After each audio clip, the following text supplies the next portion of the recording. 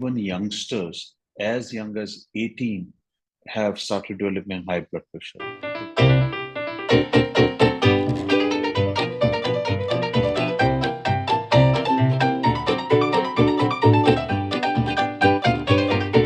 Good evening, doctor. In part 2, I Evening. wish to discuss and bust some myths about high blood pressure and hypertension. Hypertension, as we discussed in the last video. I have heard that if a person usually starts a BP checkup after age 40, so or a little earlier, like maybe in like late 30s or 40s. So is that the correct time to start watching your BP? See, when many years back it was thought that hypertension is a disease of elderly people, and one would start checking blood pressure later on in life. But now it has been seen even youngsters as young as 18 have started developing high blood pressure. The reason for that is that they have an unhealthy lifestyle. Most of the youngsters now sleep late. They eat unhealthy food, a lot of junk food. They eat a lot of salt. Then they don't exercise. Many of them are obese. So it is now recommended by many organizations that one should check blood pressure as early as possible. Some say at 18, while some even say even earlier. In fact, they recommend even pediatricians should occasionally check the blood pressure of their patients so that you pick up hypertension early and treat it early. So definitely at 18, one should get it checked, and if preferably even earlier. Thank you so much, And doctor. you should do it, and especially if you're obese and you have a family history of hypertension. If your mother, your father, uncle is a hypertensive, then you go to a doctor. Ideally, he should be doing a checkup so that we pick it up early. Thank you so much, doctor. That is very important to know. I believe all youngsters then should get it checked up. Thank you so much for letting us know that.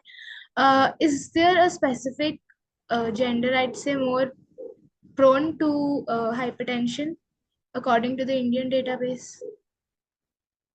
Yes, you're right. It has always been thought that males have always had higher blood pressure readings than ladies. But now it has been seen this gap is narrowing. Initially, this gap was very high. Ladies didn't have that kind of high blood pressure. But now, with the modern day stresses, because see, ladies have started working outside the house. So they are basically doing two jobs: one, working outside the house, and two, managing the house. So, which is very stressful. And due to this, they sometimes neglect their health, they put on weight, and plus they don't have time to exercise, they have a lot of stress, they can't sleep. So it is now being seen this gender difference, which we call, is narrowing. Even now, probably males have a slightly more incidence than ladies, but ladies are probably equally susceptible now.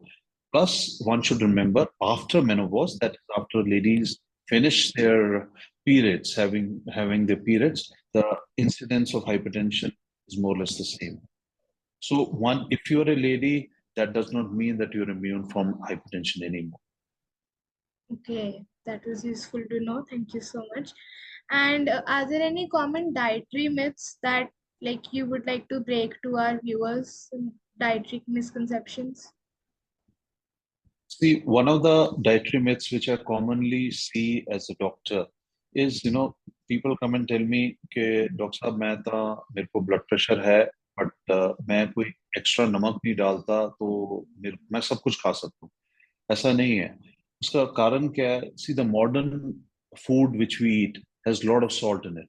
Especially we are very fond of sauces, we are very fond of uh, achars, we are fond of papad, we're fond of junk food. See, youngsters love their burgers, love their pizzas, Chinese food, even cheese, even meat.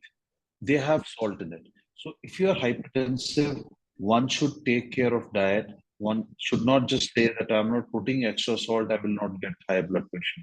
If you eat any of the foodstuffs which I mentioned, then chances are you are at higher risk for developing hypertension.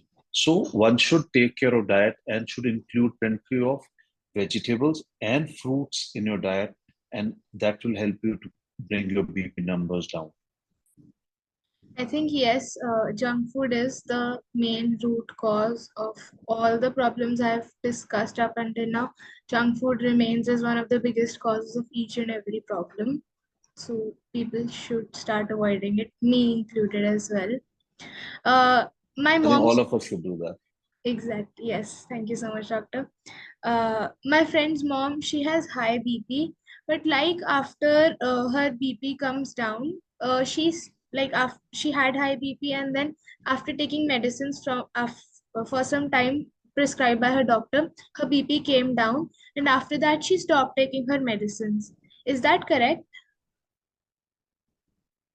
Well, I'm so glad you asked this question because a lot of people do this. This is a common misconception that once your BP is normal, you can stop your medicine. See, one should realize blood pressure medicine is not like typhoid medicine that you take it for a week or 10 days and your typhoid gets corrected. No, BP medicines don't correct your BP for good. What they do is they just bring the BP to normal levels. So the moment you stop it, the blood pressure is going to rise. And when it rises, it's going to cause you more problems. In fact, it's going to be very harmful. So one should never, never stop BP medicines without his or her doctor's advice. Yes, if you feel your blood pressure is low on your monitor at home, you should consult a doctor. He should check your blood pressure. And if he feels your blood pressure is low or lower than normal, it should be, then he will decrease your medicine gradually. But never stop medicines on your own. It is one of the, it's actually suicidal sometimes. I've had many patients who have ended up with heart attacks, with paralysis once they've stopped medicines on their own. So never do that. So take home message, BP medicines only bring down the blood pressure till you are taking them. Once you stop them, the blood pressure is going to rise again. Okay, that was very surprising to know as well. I have read in my biology textbooks that yes, like stopping antibiotic medicines in between the courses can cause antibiotic resistance, but I never knew that that could also be suicidal. So that was very important to know. Um, my last myths that I would like to discuss with you is I have very commonly heard that alcohol and wine, for example, like these can help control your blood pressure. Many people do think that. So does that stand true as well? I don't think so. This is again one of the favorite questions of my patients, especially in Punjab. People are very fond of the drink. See, there were a few studies initially which suggested that maybe a moderate quantity of wine was good for heart. But see, one should realize it's not a single heart does not have a single disease. There are multiple kinds of diseases in heart. So it might have a role, but then there are other studies which have shown that taking alcohol in any amount can damage heart muscle. It can cause palpitations. It can cause arrhythmias, as we call in medical language. Plus, besides harming the heart, it can also damage your liver. It can cause whole variety of cancers. It can cause pancreatitis. It can cause suicidal tendencies. It can cause accidents. So at present, it is recommended that one should not start alcohol for health reasons. If you want to take it in moderation, but that too, remember, it can harm your health. In fact, it is listed as a carcinogen. Carcinogen means by WHO. That means it can cause cancer. So I would not really suggest anyone to suggest, I would not suggest anyone to start alcohol. If you want to improve your health, then better would be start exercising, eat healthy, lose weight, sleep well, and reduce your stress. This would be a better way rather than taking alcohol. Thank you so much, doctor. This was, as you said, in Punjab, people are very fond. So this was also a very important myth that needed to be busted. Thank you so much for joining me here today, taking out your time to provide me and my viewers with such important information that needed to be talked about. It was great having you here. And like we talked in part one about hypertension and the myths that we busted in part two, I believe people will gain a lot of information from this. And will work towards improving their health. Thank you so much for being here.